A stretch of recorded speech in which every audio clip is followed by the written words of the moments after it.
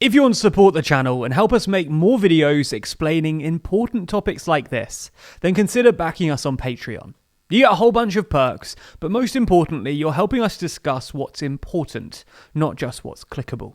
The link is in the description. In the aftermath of the US withdrawal, Afghanistan's economy and government have collapsed, and about half of the Afghan population are facing the prospect of famine this winter.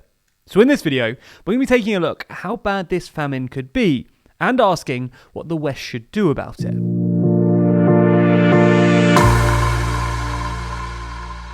Afghanistan is currently suffering from widespread food insecurity, and as the Afghan winter kicks in, things are expected to get a whole lot worse. Like most mountainous desert regions, Afghanistan has boiling hot summers and also freezing cold winters.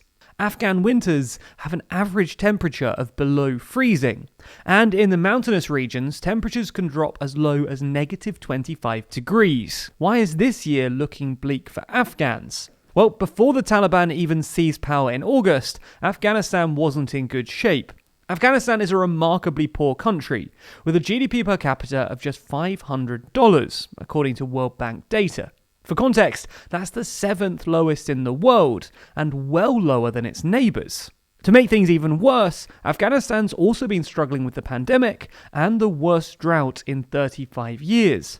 As a result, Afghanistan's wheat harvest is expected to be as much as 25% below average this year, according to the United Nations. And many farmers in rural areas have simply given up cultivating their land. And if you thought things were bad, once the Taliban got into power, things got a lot worse. Foreign aid and grants, which had previously accounted for 43% of GDP and 75% of public spending, dried up almost immediately, with Western governments understandably hesitant to give their aid money to the Taliban. Both the IMF and World Bank froze their aid in August, and while the World Bank has relented somewhat, releasing $280 million worth of aid last week, this is only a fraction of what's required.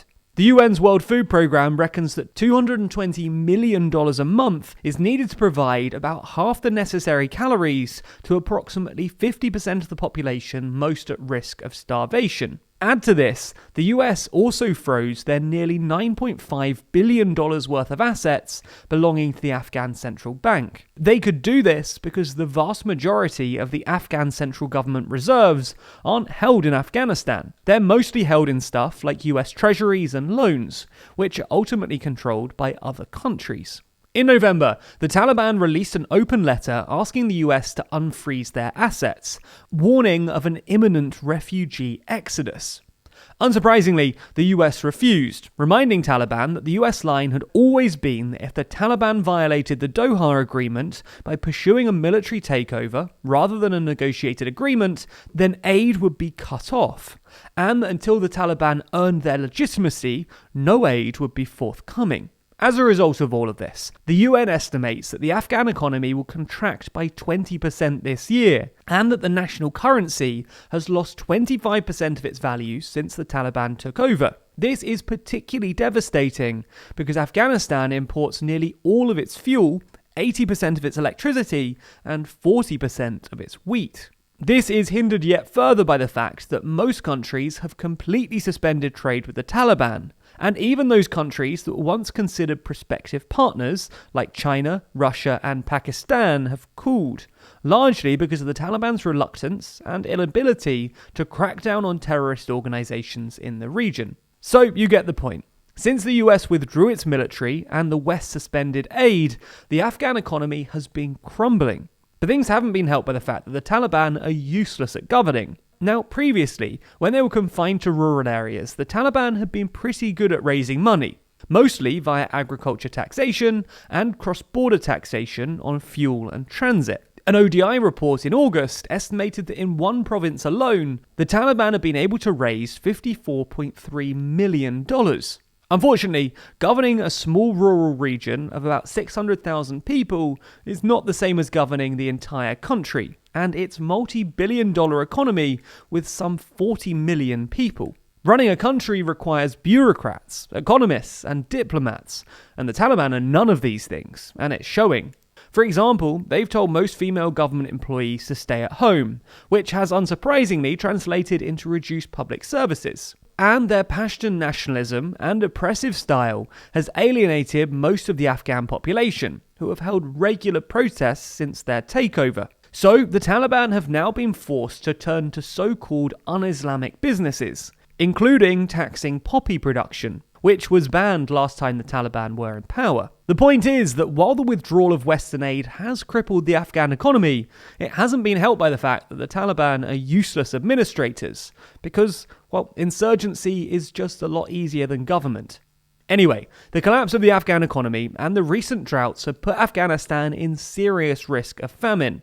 A recent IPC report estimated that 18.8 million Afghans, or 47% of the population, are currently facing high levels of food insecurity, and this figure is expected to rise to 22.8 million over the winter. This projection, by the way, assumes that some aid continues to Afghanistan, which isn't even a safe assumption, so things could end up being even worse. As a result, the famine could end up killing as many as 1 million children this winter, significantly more than the 70,000 or so civilians that were killed during the course of the war. In response to the looming crisis, there have been reports of families selling their daughters as child brides in order to pay for food, a practice that is technically illegal but widespread in rural regions. You get the point though. This coming famine is a potential humanitarian disaster, and at least by the numbers, worse than anything that happened during the Afghan war. So what should the world do? Should developed countries send aid to the Taliban's Afghanistan? Well, there are sort of two separate questions here. Firstly, do wealthy countries have an obligation to the Afghan people? And secondly, would sending aid to Afghanistan actually help the Afghan people? Well, let's start with the first question. Now, even if you don't agree that in general, developed countries have some responsibility to help those in poorer countries, there's an argument that the West, and especially the US, have particular obligation to the Afghan people, because, well, they sort of helped to ruin the country in the first place. Now, this counterfactual is a bit slippery. No one knows what Afghanistan would be like today if the West hadn't intervened, and it's at least possible that it would have been worse.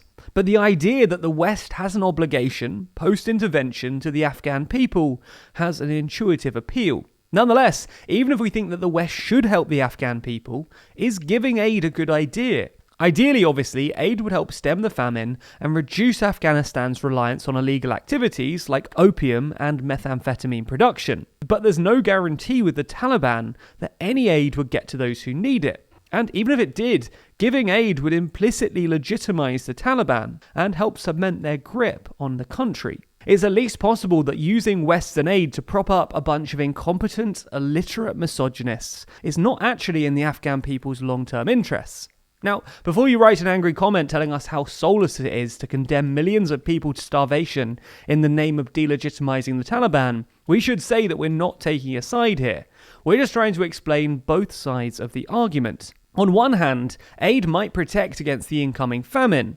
On the other, it might not. And it might end up supporting arguably the most morally backward regime in the world today. Anyway, what do you think? Is it the West's fault for intervening in the first place, or the Taliban's for reneging on the Doha Agreement? And should the West provide aid to the people of Afghanistan, even if it indirectly ends up supporting the Taliban? Or is that simply too big a price to pay, even if it guarantees food security for millions of Afghans? Let us know your thoughts in the comments below. Also, if you want discussion around more important topics like this, then be sure to subscribe to the channel and consider backing us on Patreon. In return, you'll get early access to videos, the right to vote on video topics, and more. Plus, importantly knowing that you're helping us to cover the news that we think is important, not just what's going to get the most clicks. The link to that is in the description. Also, be sure to subscribe to the channel and hit the bell icon to be notified every time we release a new video. And if you want to see your name at the end of videos, then you too can back us on Patreon. The link to that is in the description.